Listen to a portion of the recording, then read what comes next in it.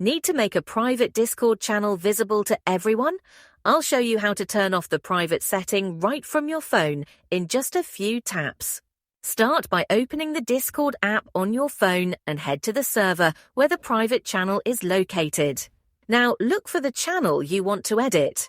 For example, the general channel, or whichever one is currently set to private. Tap on it to open the conversation view. Once inside, tap the channel name at the top of the screen. This will open that channel's info and settings panel. In the top right corner, tap the settings icon. It looks like a gear. This takes you into the full channel settings.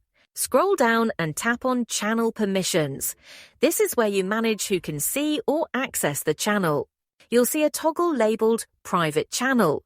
If it's currently switched on, just tap to turn it off. A confirmation prompt will pop up, asking if you're sure you want to make the channel public. Tap Yes or Confirm to proceed. The channel is now visible to all members who have access to the rest of the server. Now your Discord channel is no longer private and ready for everyone to join in.